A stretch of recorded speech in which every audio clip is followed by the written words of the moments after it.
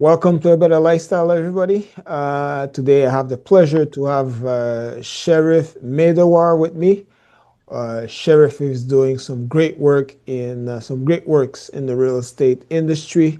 So we'll be talking about some in regards to capital, in regards to investing in real estate, because sometimes what stops people from investing in real estate is having access to capital. So welcome, Sheriff, to the podcast. Thank you very much. It's my pleasure. It's my pleasure. So we were talking off before we press the record button in which direction we're gonna go. So Sheriff knows where I'm gonna start. So there's an old saying, it takes money to make money. Yes. And how does someone starts from zero to building a large real estate portfolio, let's say of 200 or $300 million? Yes, a very good point. First, you don't need that much money to be financially free, but the money is in one of two places. Either you have it, so you're going to go build some credit lines early on, or you're going to actually improve your skills to a level where you're going to attract others with money. Whether those others are individuals that want to make money, they have the money, but they don't have the time or the knowledge to invest, or it's a bank that's looking for some deal that they want to give the person who brought the deal to them because they feel the deal is secure. It's not risky for the bank. So let's start with how you're going to start with no money as an individual listening to this.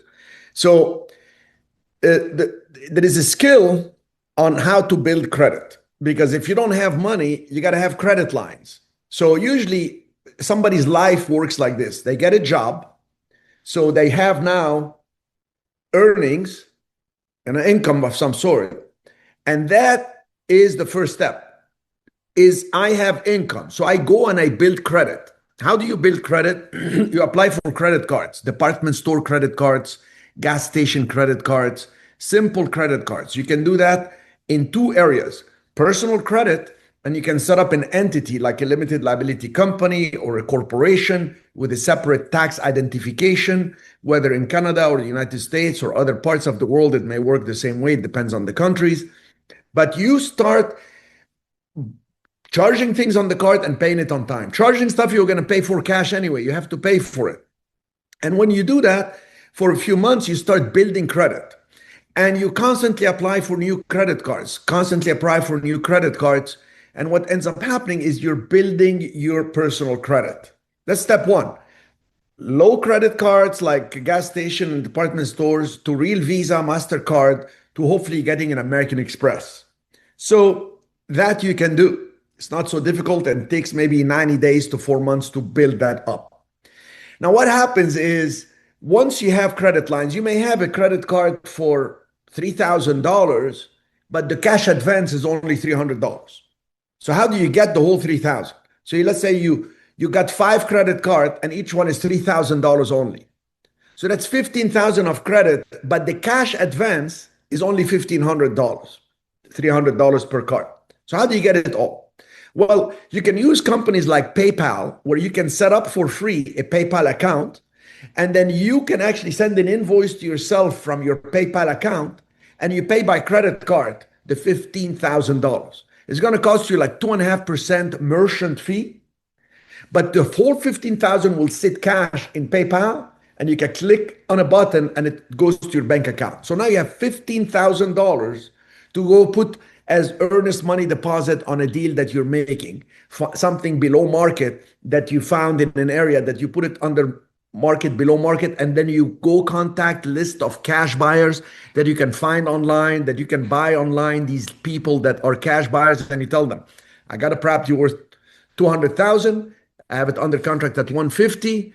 If you're interested in it, you can give me 5,000 and I give it to you. I'm calling many investors. You can actually almost blanket the market in a specific area, zip code or something, and get an interested buyer. This is called wholesaling residential real estate.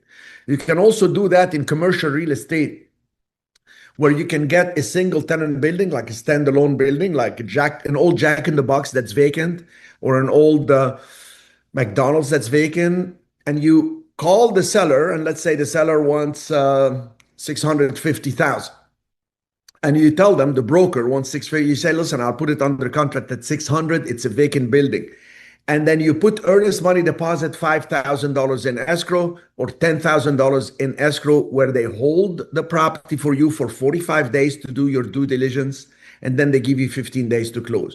When you got that single tenant commercial building under contract in a busy traffic area with good neighboring tenants, it's a desirable location.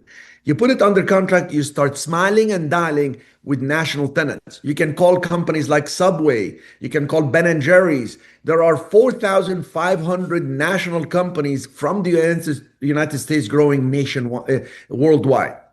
And all you need is one tenant to call you back during those 45 days and say, yes, I'm interested in this location because we're going to lease it and we're going to sublease it to a franchisee, somebody that has the franchise. So what ends up happening now, when you have an interested tenant, they usually respond by email. You call, you leave voicemail, you send an email with the video of the location. One tenant responds back and says, yes, we're very interested in the location. When can we get on a call? You get on the call, you have the property under contract with your 10,000 cash advance on your credit card that you did through PayPal. So now you actually have it, and you tell the tenant, we need a 10-year lease. These companies lease 10 to 15 years. We need, let's say, 8,000 a month. Let's even make it even lower, 5,000 a month rent. That's 60,000 a year. That's nothing for these national companies. They love it because they can sublease it to their franchisees for 2,000 more or whatever. And they say, okay, so you write a letter of intent with them that says 60,000 a year base rent. It's triple net. That means that type of tenant pays tax, insurance, and maintenance. They give you the lease with a corporate guarantee. That means it's guaranteed by the corporation. They sign the letter of intent that they're interested in leasing that location. You started with borrowed money on your credit cards, but now you have a contract for 600,000 to buy a property, and you have a big tenant coming in. You have big tenant coming in that's going to make the property worth more. Why? Because it's going to have 10-year lease, corporate guarantee, triple net, and escalation like 3%. You can go to the bank and say, look, this tenant paying 60,000 a year will make the property worth $1 million, because 60,000 is 6% of $1 million. That's called the 6% cap. You can then get a loan, or get a loan from a hard money lender, or you can put it for sale, saying there is a 400,000 increase in value. I have a property under contract, 600. I have a national tenant wanting to come in. First come, first served. Pay me a 50,000 assignment fee. People come in, negotiate with you. I'll give you 25. Whatever. Take 40,000 assignment fee. Now, by the way, I've done that program for the last 8 years with students that I trained, and I have over 1,000 video success stories. I have done that myself when I started with nothing and built a portfolio of over $100 million. People can see that I'm telling you the truth. Look at my portfolio. Go to CREPR.com, Commercial Real Estate Puerto Rico. I'm the largest owner of historic properties in the U.S. territory of Puerto Rico, where the cruise ships arrive. I took every building, put it under contract, called the tenants. Tenants said, I want a lease. Brought them in, the value went up. And I refinanced, cashed out money, did the second one, third one, fourth one. I started with credit cards. I just had 150,000 credit on the credit cards. I became extremely wealthy with this. And then I have an education company. I train people to do it. So let's review. Let's review so far. You're starting with nothing. You're going to get a job. You're going to get credit cards that are gas station and stores. You're going to get Visa and MasterCard. And then you're going to set up a PayPal account. You're going to invoice yourself to pay yourself so you can get that money out. You're either going to get residential homes below the comparable sales in an area, or you're going to get commercial properties with the strategy of single tenant buildings that I just shared. And you're going to assign to the people with cash that want to take residential and rehab it, or take commercial that cash flows. That's one way. Now, let's say you have a question on this so far. Yeah. This is good. From A to Z, you're going, you're doing your stuff, you're doing everything. But life happens in the process. So once you start doing that, you're building that. What if you mess up your credit along the way? So how do you fix that, and how do you bounce back? Or let's say you're starting with bankruptcy, or you're starting with bad credit. So when you start with bankruptcy and bad credit, then what you need to do is save $1,000 to $1,500. And what you do with the $1,000 to $1,500 is you go and put it as a deposit on what's called secured credit cards. So there are credit cards that will give you, based on your deposit, $1,500, like Capital One will do it. There are many other companies that you say, I need credit, and they say deposit, let's say 1,500, we'll give you a credit card for 1,500. Because whatever you charge, you cannot charge more than 1,500. We'll see that you make payments. You make payments for 90 days, you're good, we'll increase it to 2,500. You're good, we'll increase it to 5,000. And you can do several credit cards like this. People will say, but I don't have 1,500 saved, and all the money I make, I spend because I don't make enough money. Then get a second job. Getting a job is not something bad. Some people say, oh, why are you working for somebody? Get a job. Find ways to make money. You know how I used to make money when I was very poor? I used to buy used cars, all cash, like for $1,300, $1,400, and I'd put them for sale at 1,800, 1,900. I'd make 500 extra, another 1,000 extra. And that's how I started making extra money. And then I built the credit. So even if you're bankrupt, you're in trouble for 2 years. Why? Because everybody is going to run your credit, going to see it. So take those 2 years and get some secured cards. And then within 90 days to 3 months, they're going to increase your credit line beyond your deposit. And then you're going to start building credit again and then come back out of it. Okay. So you were going to say your next move. So what's your next move after that? Excellent. So your next move is, I went from now trying to build your own credit and your own cash and your own credit line with a strategy for yourself. Let's now talk about how to go get the money from somebody else. The way to do it with somebody else is, how do you attract a wealthy person? How do you attract an investor? How do you attract people with money? Is you increase your value so much that when you offer to help somebody else, there is an exchange of value. For instance, if you got that residential home under contract, now you go to investors and you tell them, instead of assigning to them, I'd like to partner with you. I got the deal.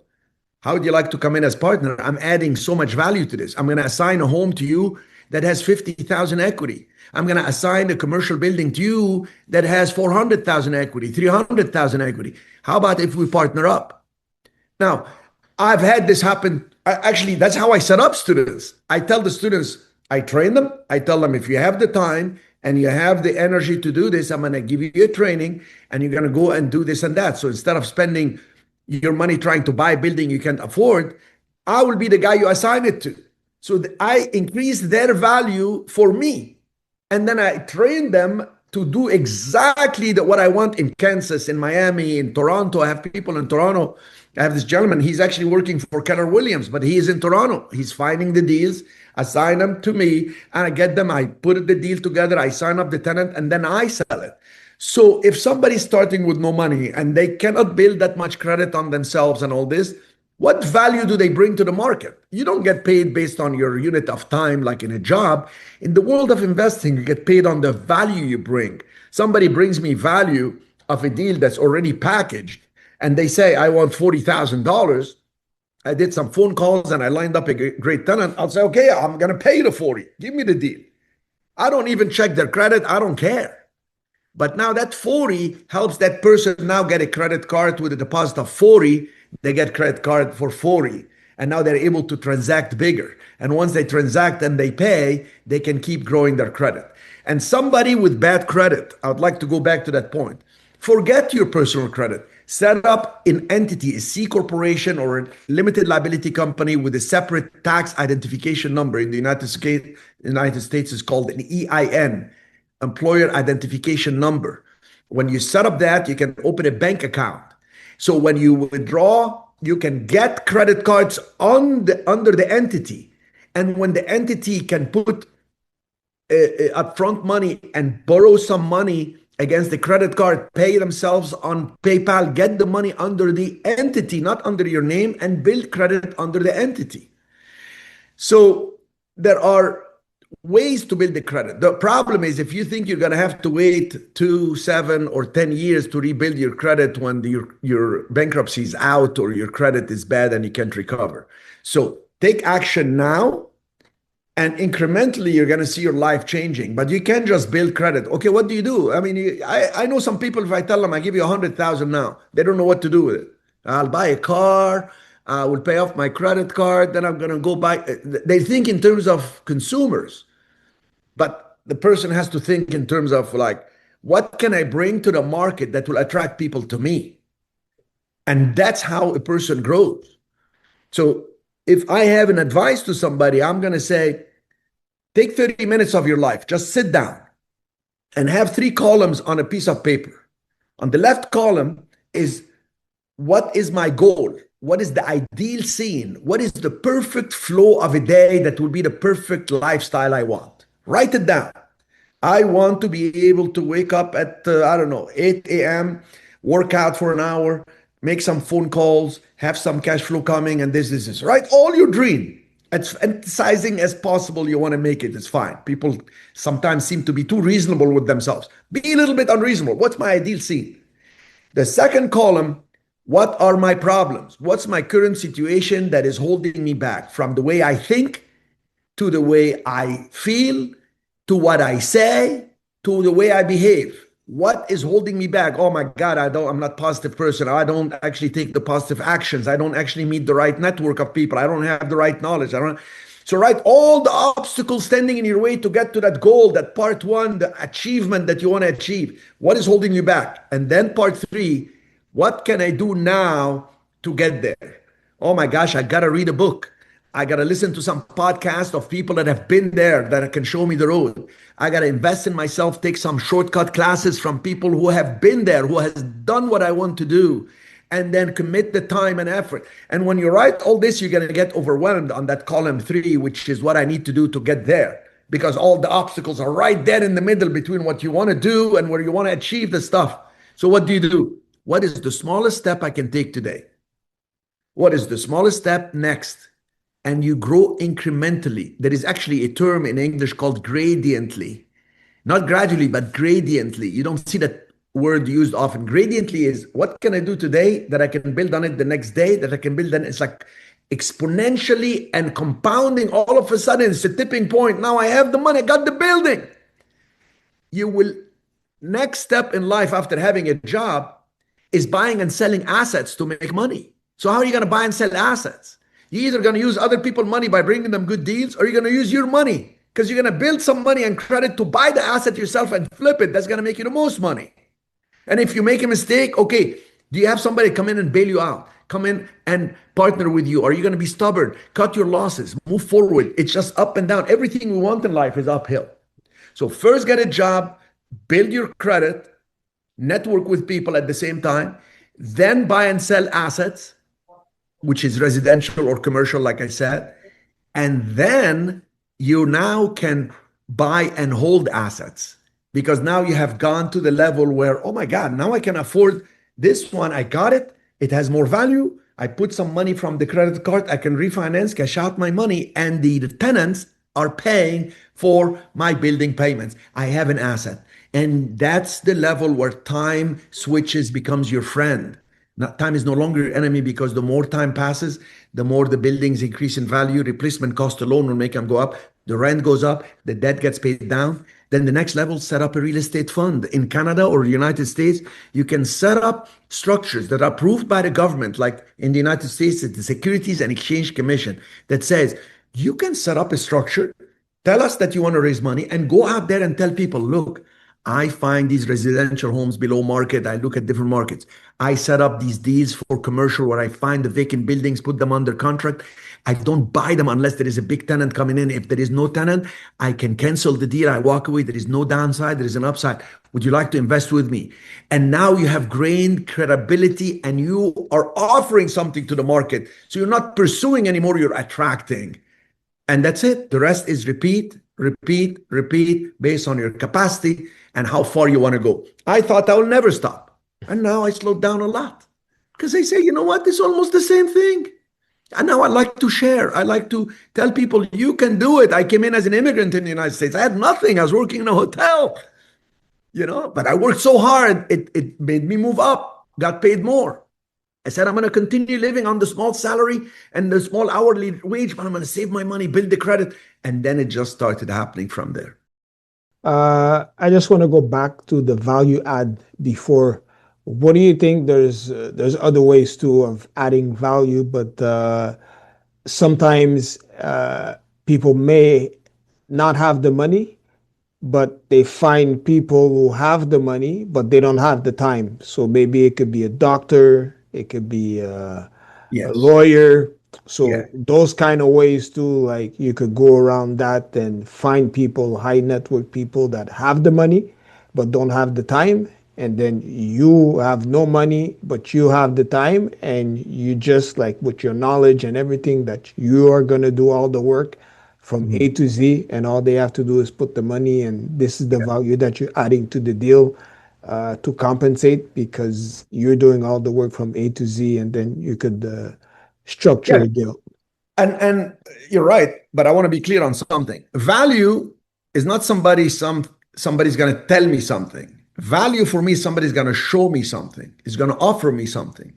So John Doe or Susie Johnson comes to me and says, "I can find you a building that can do this, this, this." I say, "Okay, do you have it?" "No." "Okay, well, do you have it? Talk to me. You're wasting my time. I don't have time. I'm rich. I don't have time. Why? Because I'm having to handle my assets. I want to travel. I want to spend time with my kids because I sacrificed 40 years of my life to get where I am. So now, with the few years left in my life, I want to enjoy them." So I say, "You're telling me you can do this? Bring me the deal." Now, another person says, "I don't have money. I don't have credit, but I have this deal under contract. Would you work with me?" Now I'm almost afraid to upset them because if they get these type of deals, I can make money and I want them to make money with me. I don't want them to leave me. I give you an example. I have the largest inventory of Airbnb units in Old San Juan, Puerto Rico. Old San Juan is historic buildings. Anybody can look at my website, crepr.com, commercialrealestatepuertorico.com. CREPR, you will see my inventory of 100 million properties. I used to have more, but we sold 15 buildings in the last 2 years and I paid off almost all my money, all my debt. I have some debt on some properties, very small. So my point is, now when I come in and I work in that market, I'm looking for people that can add value to what I'm doing. So I have the largest inventory of Airbnb and we're running it in-house. This person comes to me and says, "Let me run it for you." Okay, well, he doesn't have any money, but he's got the knowledge and he showed me how he created these things that can make me maximize the revenue and minimize the expenses. And he's got the contact of this lady that handles the housekeeping, and he's got his wife who's willing to do this, and he showed me that he did it with 3 units that are outside. So I told him, "I'm going to give you 6 of my units. Try with these and show me what you're going to do in 90 days." 4 months later, I go meet with him and I saw that he made more than what we have ever made with these 6 units. So, guess what? I signed with him to take over all the rest of my units. And now this guy goes from, he's got very little money to making a lot of money with me, a quarter of a million net per year. That guy in 4 years will be a millionaire because he's got a small business, like small restaurant, and he's like barely making, like living with that. So what he did is he added so much value to me that I had no other thought of running it, continue to run it in-house. I say, I'm going to take my people and do something else with them so we can grow in this other thing. So this guy is the perfect example of, I didn't care about his credit. I didn't care about anything. I just cared that there is trust based on what he showed me and demonstrated, and the fact that he is an honest person. He opened everything to me. I could have stolen his idea. And I said, "That's bad karma. That's good business to do business with a guy like this." And I said, "I'm going to work with you." Now, just yesterday, was it Sunday, day before yesterday, I talked to him. I said, "You know what? I think we can not only do business, but we can grow. Because positive makes more positive. Negative makes more disaster and negative. So as soon as you have something negative, stop, redirect, make bigger effort to turn it around." But most people don't know where they want to end up. They don't know where they are, let alone where they're going. And I tell them, sit down. Here is my goal. Here is what I'm doing that's blocking me from achieving what I want. And here are the actions I need to take. Once you put that in writing and you look at it, 30 minutes of your life, maybe 5 minutes, 10 minutes, and 15 minutes, and you're going to say, "Oh my God, I am so far away from where I want to be, but where do I start?" It's like a GPS. You want to get somewhere. You're in Toronto, you want to get to Vancouver. Okay. You're in New York, you want to get to LA. It's a long distance but guess what? You say, "Okay, this is where I am, the address. This is where I want to end up. How do I get there?" And it tells you. Okay, what if I don't want to take freeways? What if I want to pay the tolls? What if I want the shortest cut? And then he said, okay, I need to get in my car. I'm going to drive. Then I'm going to have to put some gas. Then I'm going to maybe change oil halfway. Then I'm going to do this, or I'm going to take the train, or I'm going to ride with somebody. And that's the trip of your journey to make it. Look at it the same exact way. Some principles apply to so much in the investment world. And that's when you work on value is no longer a unit of time for a unit of dollar. It's a unit of offer and value in exchange in abundance with somebody else. I will be willing to do, like, if I don't have the money now, if I want to go to $1 billion, I will go to billionaires and I say, I have this offer for you. This is what I'm doing, and I can scale it with you. Would you like to come in into this turnkey portfolio that is historic buildings that have better tax systems and all this? And we can scale it. I can offer you all this. Now I'm presenting something, not just the concept and idea. There is something, some deal, some package that attracts people. And the trust will come from the results, not from the talk, not from the concept of just ideas. So that's what I can share with you that hopefully will impact people on the journey of trying to make it big. They say that the first deal they say that the first deal is always the hardest to do, and then it gets easier. So what do you have to say about that? I say that's for sure the first deal is going to take everything out of you. And it's not that it's going to get easier. It's like you get so much better. You get so strong that now you know what you don't know. See, because when you start, you don't even know what you don't know. It's like, oh my God, I didn't know I had to get a permit to operate this thing. Now they're giving me a fine. Okay, and now I want to do this. Okay, I pay the fine. I get the people. Oh, I didn't know. I should have asked the guy, do you have experience in doing construction? He put the floor that now we have to take it out. Now I don't sue the guy or what. So you don't know what you don't know. Then you know about it. Then you know it and you can get results with it. Now you know it so well, you can teach it. You can actually teach it, and that's what attracts people. Why? Because the best way to sell somebody is to teach them. Here is what I'm doing. Here are the packages. Would you like to come and join me? If not, let me talk to other people. Guess what? Now they feel like, I want to earn your trust. I want to work with you. I have worked with some people that came in my program where I teach people, I call it the joint venture program. I teach people to identify the ideal building, commercial building they need to get under contract for single tenant retail.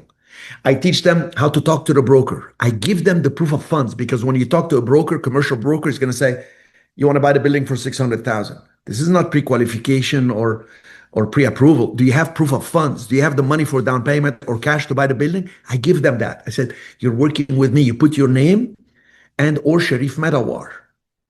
So now here is the proof of funds from Cheri Medawar. I got millions sitting, because you're going to actually put 5,000 only to put it under contract, because we're buying all cash. I have the credibility. You can find me online. The brokers can verify. We're not looking for a desperate seller. These are vacant buildings sitting on the market. But what we do, here is the tenant list, 4,500. Here's how to talk to them. Prepare a package. It's a video of the place. You prepare an email and you start smiling and dialing. I give you the phone numbers of each tenant, who to contact, what to tell them, the exact wording. And then when you call them and one of them emails you back and says, we're interested to talk more, forward it to me. And we got on a Zoom call. Today at 3 p.m., I have a Zoom call with a big tenant that want to come in, ironically, in a building in Toronto, with this student of mine who works for Keller Williams. He took the training. He said he doesn't have extra money. He just took it to make money from commissions and stuff. And then he saw my videos on YouTube and he said, oh my God, he reached out to my office and Ashley said, let's make it happen. My VP, he got in, he got paid for the training. I train him, because I do the training personally, once a quarter, a live training, and they get access on a website to everything. And guess what? We're going to close that tenant, because that tenant's going to come in and it's going to say, we want to pay this. I'm going to say, no, you need to pay that. They say, no, but we have to fix the place. I'll give you so much. And that property is going to go up at least $500,000. I pay then an assignment fee to that student, $50,000, 10% of the upside from the contract price when it was vacant to what the value will be when we get the tenant to pay so much rent. Because when the big tenant comes to pay rent, there is a value multiplier. So that guy, first deal he's gonna sign to me. The second deal, I assure you, he's gonna do it for himself. And third deal, he's gonna come to me and said, set me up with a real estate fund because we want to do the deals. We have investors. And now his whole life changes because your mind, your thinking elevates to the level you are in life, or you succumb to the disaster you have created for yourself. And every person goes through one step up, one step flat, one step down, and then two steps up, one step flat, one flat down. But if you can keep hacking away, you're gonna find out, oh my God, I'm climbing. I'm higher up now. My view is farther out and I can achieve more. But in the beginning, it's very hard. By the way, it's like compounding money. What I wish somebody told me about compounding money was that you won't see the value of compounding until 20 years later. See, 20 years later, but people don't have the patience. Let me ask you, do you expect, Richard, do you expect to live 20 more years? Yeah. Do you have a family? No, not yet. But you intend to maybe get married, have kids? Yeah. Okay, so and even if you don't and you want to retire free and whatever, you put some money now, that money will compound for 20 years. 21st year, you're going to realize, oh my gosh, I have a lot of money and I have now cash flow with it. And even a 4% cash flow makes a big difference because it's more money. And you now the year 21st, big difference. 22nd, it just start now. You're like, oh my God, that's what happened to Warren Buffett. He knew he would be rich because he knew it's going to take 20 years. On the 21st year, it's going to compound. It just blew his own expectations, and he lived a long life. He's still alive at this point, at this taping, and that's what can create wealth. And the same for knowledge, the same for action. You take the right action, it compounds. 20 deals later, you are so big, you are so good. You set up a real estate fund, 20 client later, you're like, they're throwing money at you. Why? Because you're paying them as promised. And that's how I ended up. I have 26 buildings left, commercial real estate buildings. I need one. They cash flow very well. But what happened is I got momentum. It's very hard to start. Then it's very hard to stop. And what's in the middle is hard to build the momentum. But if you just keep one deal at a time, things get better. One credit card at a time, one client at a time, one offer at a time. And next thing you know, you're not sweating bullets to make it. You're walking your way to wealth. And then there is the tipping point. And by the way, it doesn't have to be 20 years later for your efforts. It could be 2 years later. Where can people learn more about you and follow you? Thank you. Well, the website is www.cmrei.com, which is Cheri Medawar Real Estate Investing.com. My name is Cherif. It's spelled Cherif. Last name Medawar, Medawar. If they put my name on YouTube search, they will see 3,500 videos I try to share for free because I know people start. It's hard. I have a lot of explanation on my joint venture program, the retail buildings, how to set up real estate funds. I do calls once a month with students. Second Saturday of each month, people can enroll in that, and I answer all their questions live while they're doing the deal, so everybody learns the market, what's going on now. And believe it or not, it doesn't take that much time for me because I have a great team in Puerto Rico running my properties and all this. I have in-house attorneys, in-house CPA, and I have a great team paid for by the properties. I have a great team in my education company, which is really the two things I do. I invest and I educate. And one feeds the other and the other feeds the first. And it makes life more interesting. Like even my social media channel, I don't have to put content as much as I document what I'm doing. I answer questions, I give them the solutions, and I owe people the right answers. So it helps me stay on the cutting edge of knowledge.